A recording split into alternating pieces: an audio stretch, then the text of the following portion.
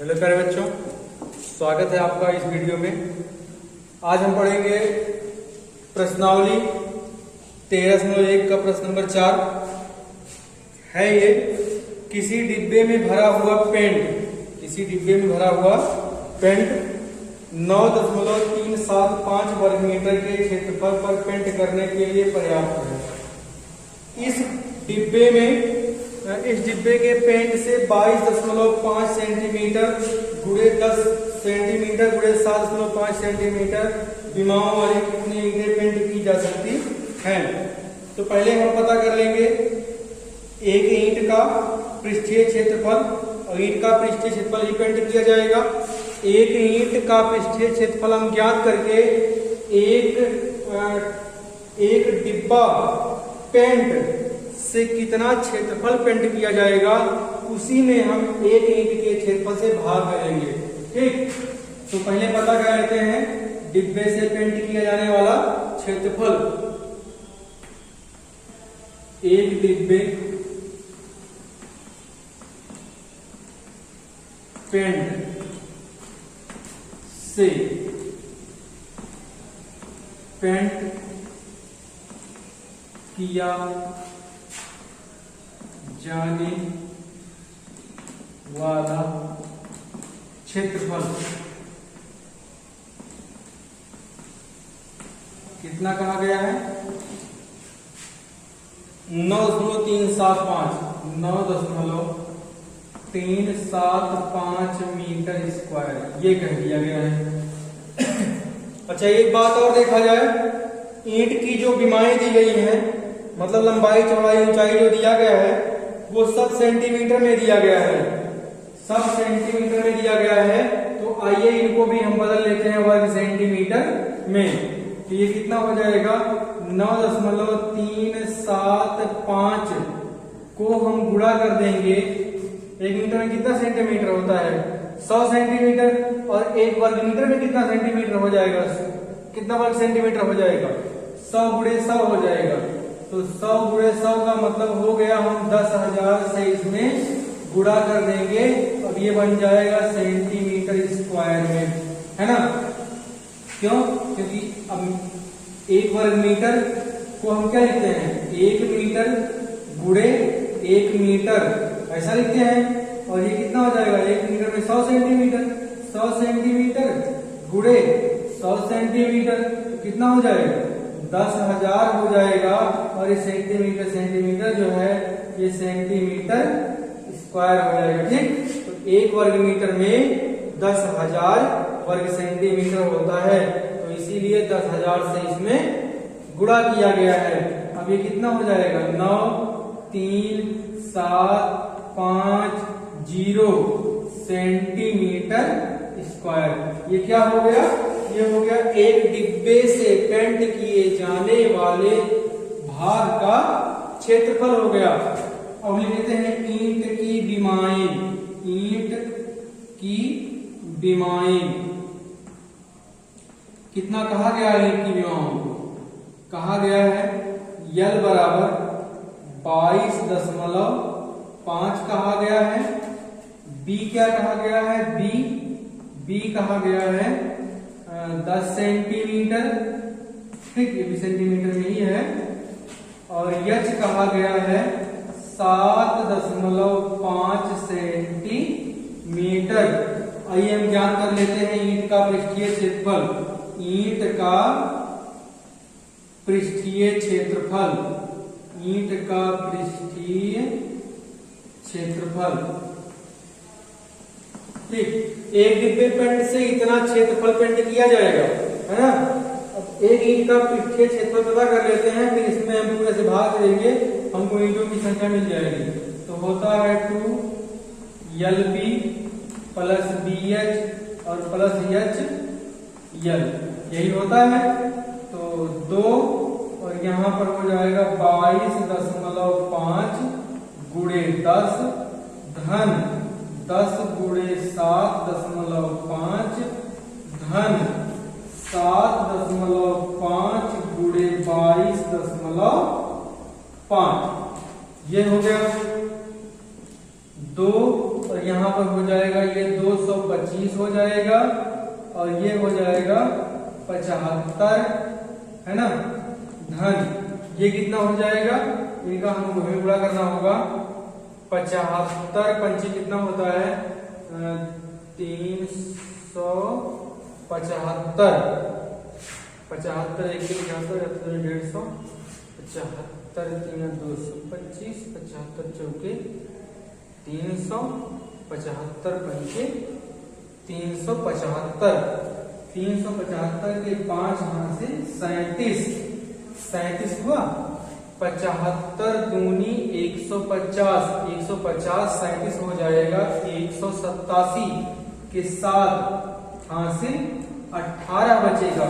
75 दूनी कितना होता है 150, 150 और 18 कितना हो जाएगा 168 हो जाएगा। दशमलव हम कितने अंकों पर लगा देंगे, 2 अंक पर हम दशमलव लगा देंगे और फिर इनको जोड़ के हम गुणा कर लेंगे, है ना। इनको जोड़ के तो ऊपर यहाँ चाहे हम मान लेते हैं 2 गुणे कितना हो जाएगा 5 लिख लेते हैं और 7 लिख लेते हैं और इसके बाद 8 5 13, 5 18 के 8 हासिल 1, 6 7 13, 13 2 15 और एक हासिल था 16 के 6 हासिल 1 1 2 3 और 1 4 हो जाएगा। कितना है 468.75। अगर इनका हम गुणा कर लें हमको कितना मिल जाएगा, 2 पंचे 10 के 0 मिल जाएगा। हासिल 1 2 14 15 के 5 हासिल 1 और 2 8 16, 1 17 के 7 हासिल 1, 2 6 12, 1 13 के 3 हासिल 1, 2 चौके 8 1 9। इतना 937.5 सेंटीमीटर स्क्वायर।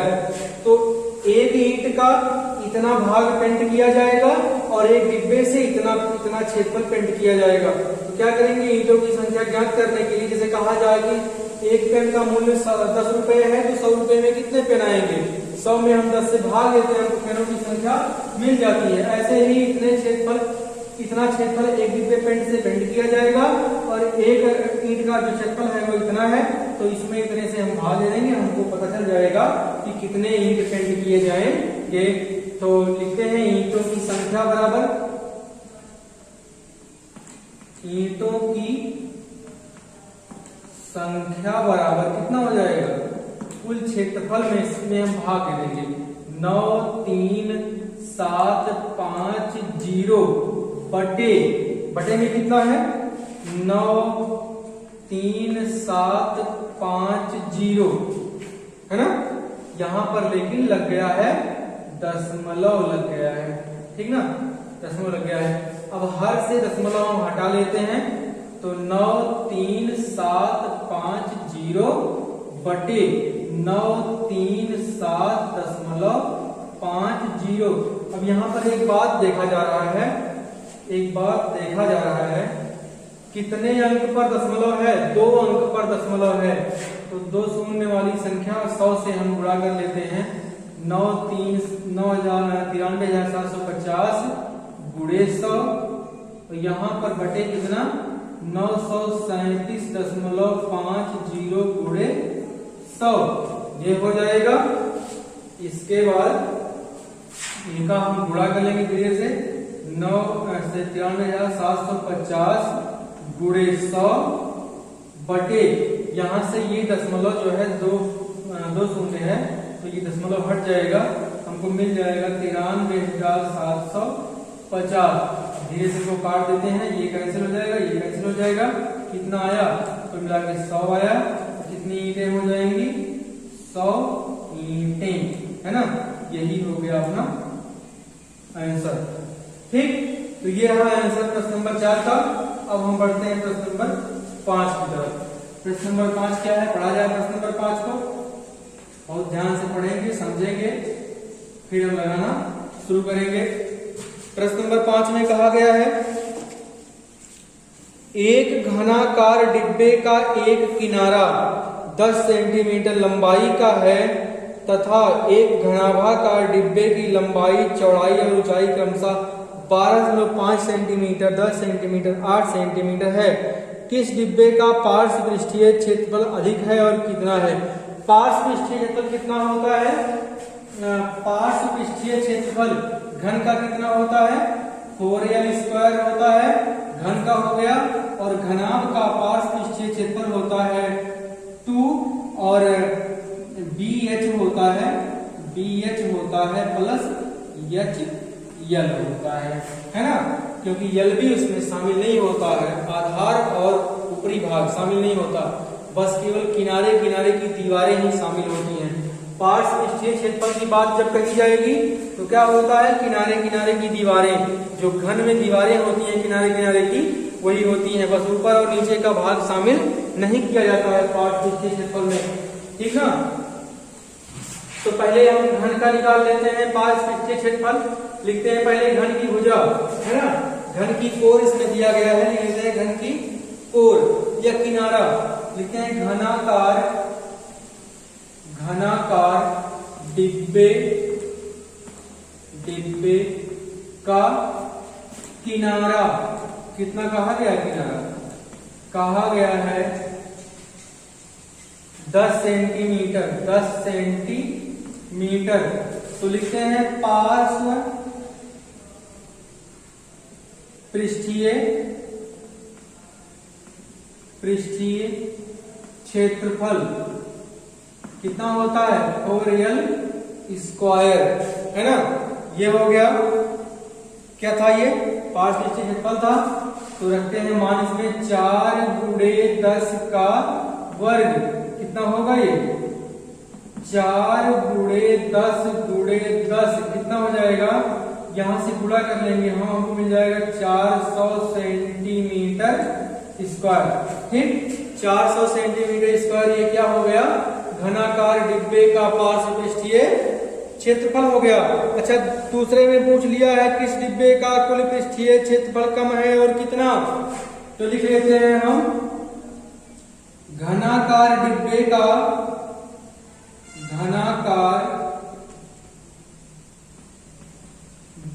का अच्छा यहां पर लगा लेते हैं, पहले घनाभ का आ गया है, घनाभ की लंबाई कितना कहा गया है? 12.5 सेंटीमीटर, 12.5 सेंटीमीटर कहा गया है। चौड़ाई की बात कर लेते हैं, लंबाई होगी, चौड़ाई की बात कर लेते हैं, 10 सेंटीमीटर कहा गया है। इसी समय ऊंचाई की भी बात कर लेंगे। ऊंचाई कह दिया गया है 8 सेंटीमीटर। कितना कह दिया गया है? 8 सेंटीमीटर। आइए हम ज्ञात कर लेते हैं पार्श्व पृष्ठीय क्षेत्रफल।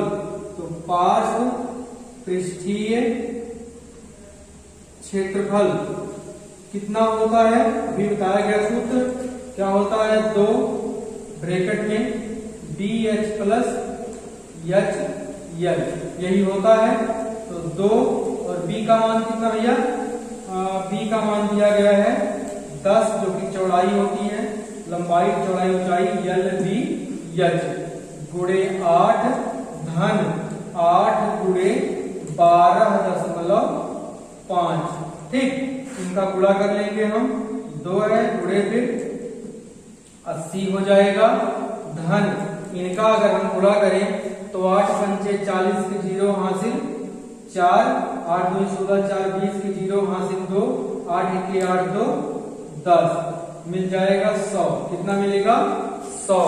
इनका हम गुणा करने 2 गुणे 1 180, इतना हमको मिल जाएगा 18 दूनी 36, 360 सेंटीमीटर स्क्वायर।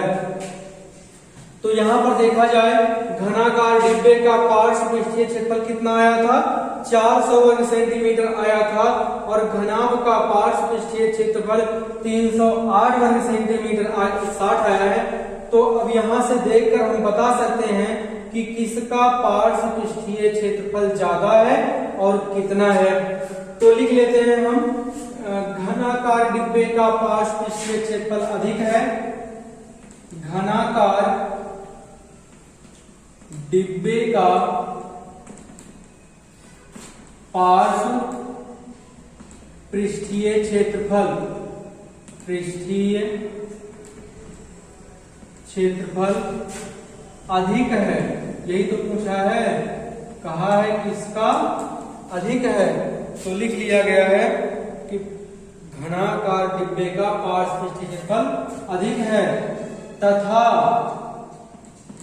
कितना अधिक है पूछा है, तो 400 माइनस 360 बराबर 40 वर्ग सेंटीमीटर अधिक है। कितना अधिक है?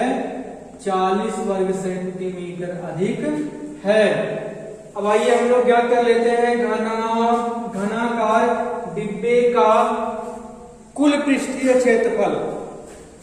लिखते हैं घनाकार डिब्बे का कुल पृष्ठीय क्षेत्रफल, कुल पृष्ठीय क्षेत्रफल कितना है? सूत्र होता है 6L स्क्वायर, तो 6 गुणे 6 मतलब 6 गुणे 10 का वर्ग, तो कितना हो जाएगा? यहाँ पर 6 गुणे 100 होता है 600, है ना, 600 सेंटीमीटर स्क्वायर। ये हो गया। अब हम निकाल लेंगे घनाभ के आकार। अब यहाँ पर एक और दिया गया है घनाभाकार।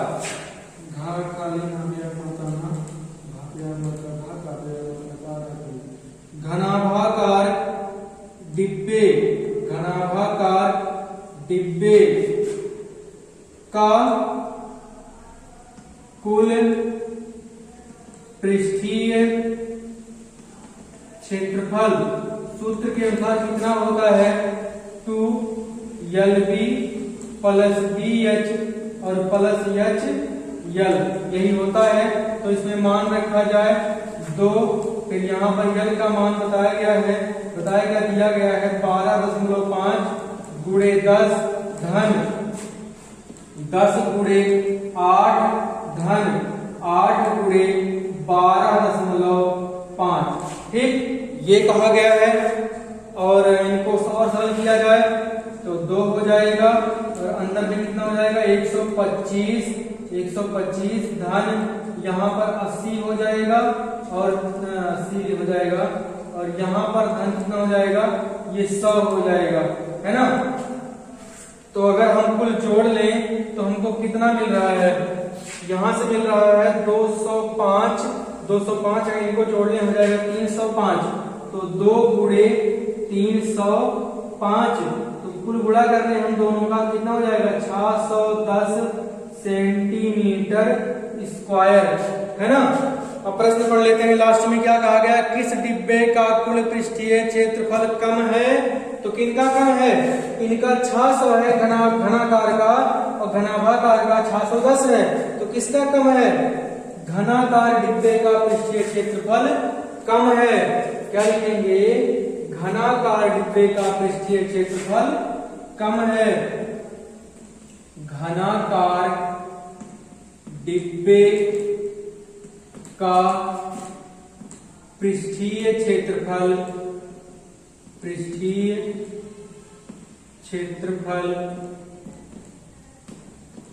कम है। और कहा गया है कितना? तो लिख लेते हैं 600 तथा 610 माइनस 600, है ना, बराबर 10 सेंटीमीटर स्क्वायर कम है ना, इतना कम है। ये रहा प्रश्न नंबर दूसरे का आंसर। अब हम पढ़ लेते हैं प्रश्न नंबर 5वां था ये। अब हम पढ़ लेते हैं प्रश्न नंबर 6। ठीक, तो अगर किसी को कोई समस्या आती होगी लगाने में, समझने में, तो आप लोग बताइएगा, फिर से समझा देंगे। और अगर समझ में आ गया है तो कोई बात नहीं, हम लोग आगे बढ़ लेते हैं। ठीक, फिर भी आप लोग बताएं कि ये वीडियो के कमेंट बॉक्स में कि वीडियो समझ में आ रहा है कि नहीं आ रहा है ना।